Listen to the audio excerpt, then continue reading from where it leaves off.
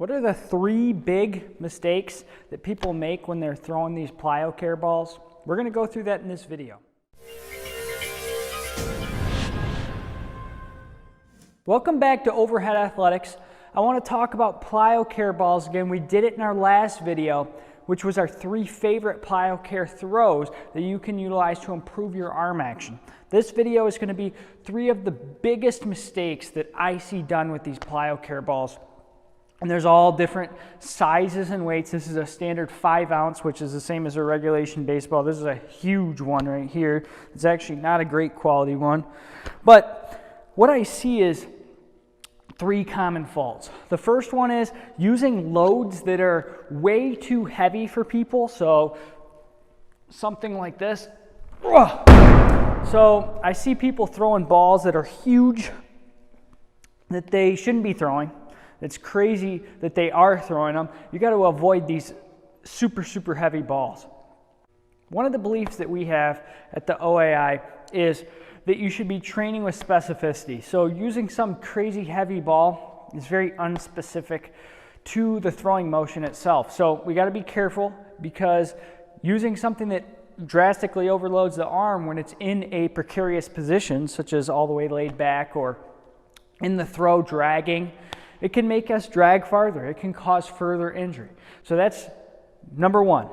That's number one. The second thing I do see all the time is people throwing with poor technique and no care about what they're doing, and they're just joking around and they're doing all sorts of different throws, and they're turning around and they're catching the ball off of a pad. The second mistake that I see done all the time is I see people using a pad on the floor, and they throw the ball at the wall, it bounces off the pad, they catch it with their glove or their hand or however they catch it, and they go right back into their throw. So they throw their ball, it bounces off there, they catch it here, and they're going right back into it. And they're not taking any time on their repetitions and doing the things the right way, or at least the way that they're being instructed to do it. So I think that's another thing you got to be careful of.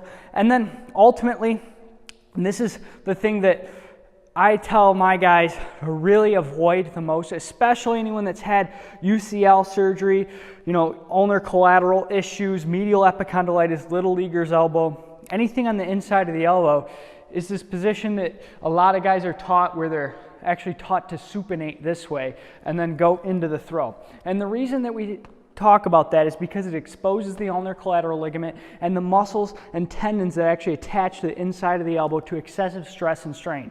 So they get excessive stress and loading, they strain too much, and they eventually break down.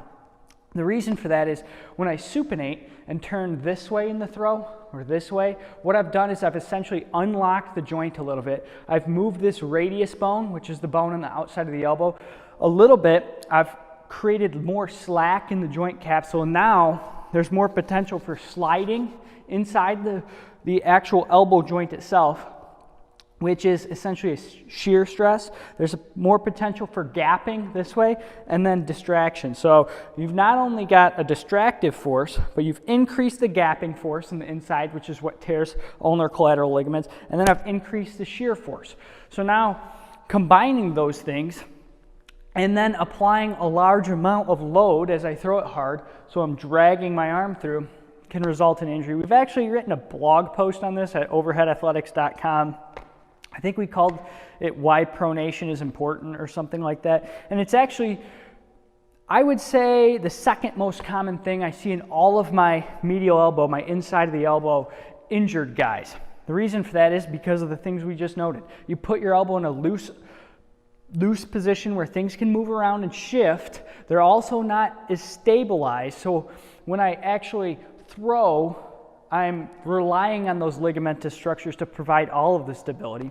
So you see little leaguer's elbow, medial epicondylitis, which is essentially an inflammation, damage to the tendons on the inside of the elbow there, and a whole litany of injuries as a result of guys throwing like this. So the most common thing to follow up would be, I see guys with the ball way too far out here.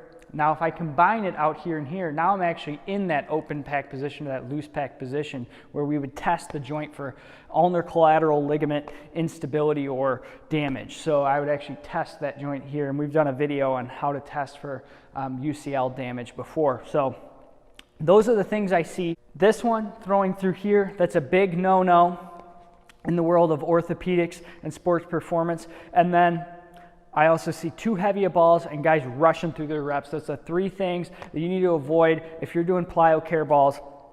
And if you haven't yet, check out the 3 throws that we really promote with these PlyoCare balls and when we would use them. So that's in our last video. If you haven't seen that, you're going to want to click over and watch that video and then subscribe to our channel, because as we put out more content, you're not going to want to miss it. We've done hundreds of videos in the past on mobilization, stretching, throwing technique, all sorts of different stuff.